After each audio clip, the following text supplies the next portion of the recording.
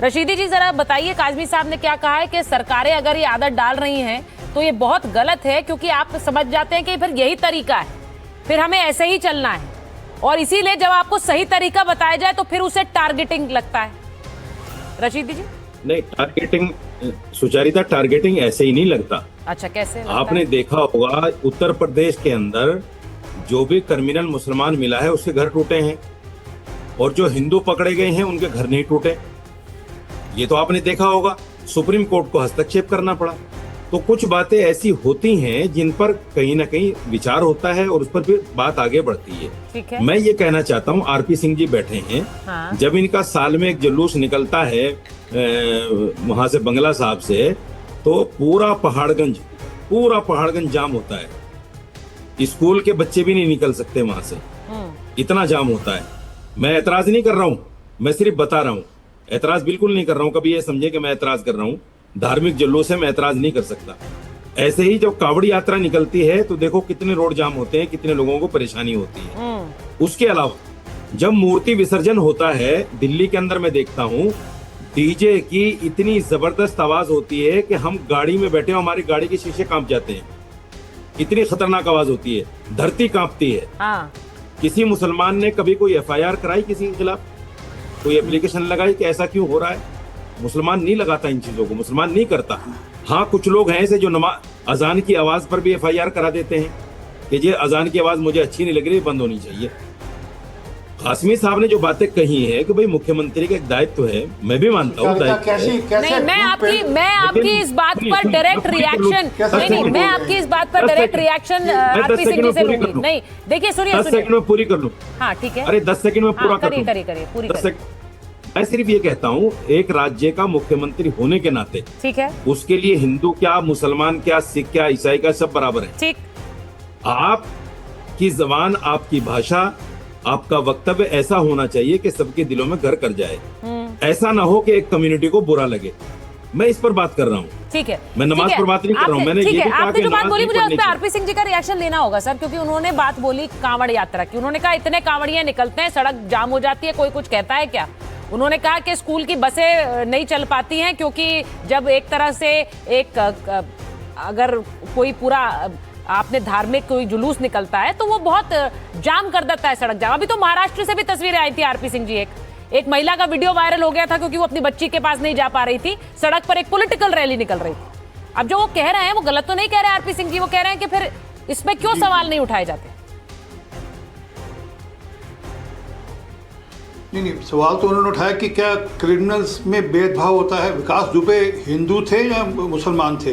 श्रीकांत त्यागी हिंदू थे या मुसलमान थे? योगेश राज हिंदू थे या मुसलमान थे? आनंदपाल सिंह हिंदू थे या मुसलमान थे? उनके घर भी टूटे बुलडोजर से। असल में क्या कि हर चीज़ को धर्म के चश्मे से देखना ठीक नहीं है। कानून व्यवस्था अपनी जगह है।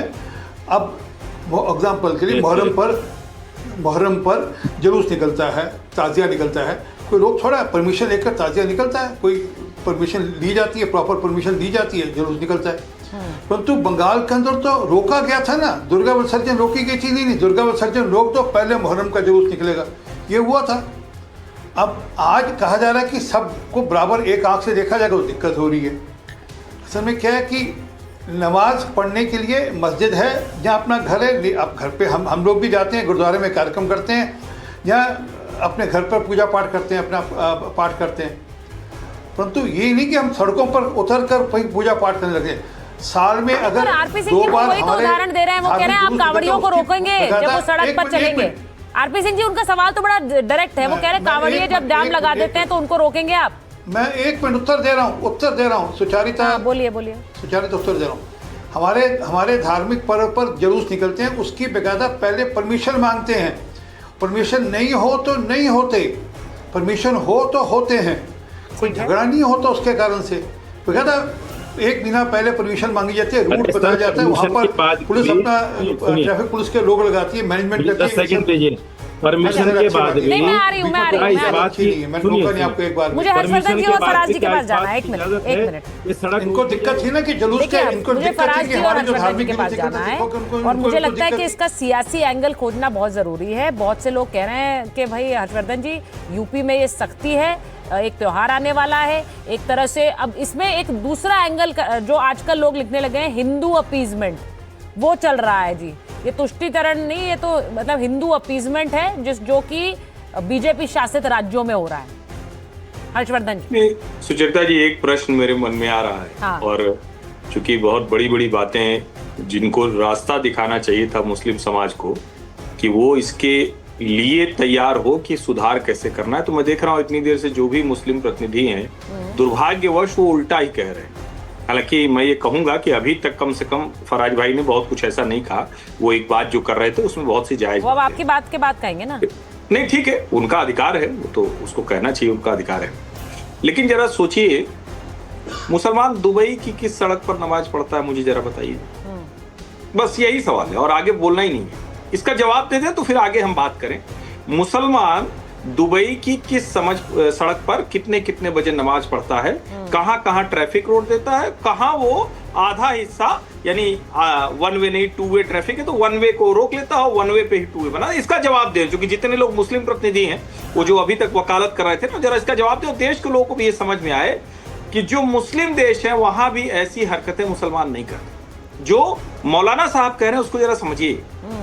इस देश के पॉलिटिकल क्लास ने मुसलमानों को एक तैयार कर दिया कि जो तुम चाहोगे वो तुम्हें मिलेगा, सब कुछ। उस पॉलिटिकल क्लास में क्या फराज जी की पार्टी भी शामिल है? फराज साहब, मैं एक बार जरा पूछ लेती हूँ उनसे। फराज साहब, क्या आपकी पार्टी भी शामिल है? उन्होंने कहा बंगाल में यही हुआ है, यूपी में भी आपकी पार्टी यही कर रही है क्या?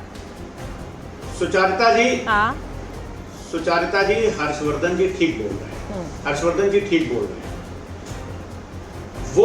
वो नागरिक जो भारत में रहता है वो पान मसाला खा करके यहाँ सड़क पर थूक देता है। दुबई में उसकी हिम्मत नहीं होगी कि वो सड़क पर थूके। लेकिन मैं इसको हिंदू और मुसलमान के चश्मे से नहीं देखता। वो नागरिक कोई भी हो सकता है, पान मसाला सिर्फ मुसलमान नहीं खाते हैं और दुबई में सिर्फ मुसलमान नहीं रहते।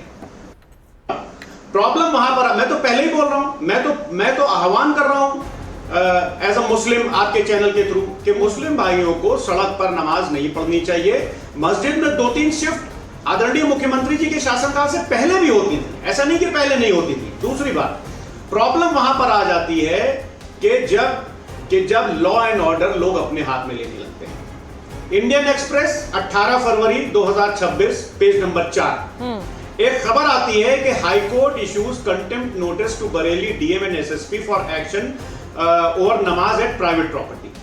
मतलब कुछ लोग अपनी प्राइवेट प्रॉपर्टी में नमाज पढ़ रहे थे, कुछ लोग वहां पर चले गए झंडा लेकर के कि साहब इसमें नहीं हो सकती, और प्रशासन ने रुकवाया। फिर हाई कोर्ट ने फटकार लगाई बरेली के डीएम एसएसपी को। प्रॉब्लम वहां पर होती है। प्रॉब्लम वहां पर होती है जब बागपत में एक नौजवान अपनी मोटरसाइकिल पर आगे आई लव मोहम्मद लिखा होता है और उस पर एफआईआर करके उसको बंद कर दिया जाता है। मोटरसाइकिल पर अगर लिखना आगे गलत है तो फिर किसी को नहीं लिखना चाहिए। देखिए फराज साहब, आपने एक बात कही, मेरे पास समय नहीं है इसलिए मुझे थोड़ा रोकना पड़ रहा है। आपने कहा कि मस्जिदों में तो पहले भी शिफ्ट में नमाज होती थी, तो अगर होती थी तो बहुत अच्छी। फराज साहब को स्क्रीन पर रखिए प्लीज। अगर होती थी तो ये बहुत अच्छी बात है और इसी को आगे लागू करने के लिए बात कही जा रही है कि इसे लागू किया जाए और कम से कम ऐसे किया जाए कि इससे किसी तरह की कोई वहां पे बदइंतजामी ना हो, जिससे कि आने वाले समय में कानून के प्रशासनिक नजरिए से सब कुछ सुचारू रूप से चल सके। मुझे ऐसा लगता है कि अगर आप इससे सहमत हैं तो आप भी इसको आगे ले जाकर जा सकते हैं, भले ही आप एक अलग पार्टी है, विरोधी पार्टी। बहुत बहुत धन्यवाद आप सबका।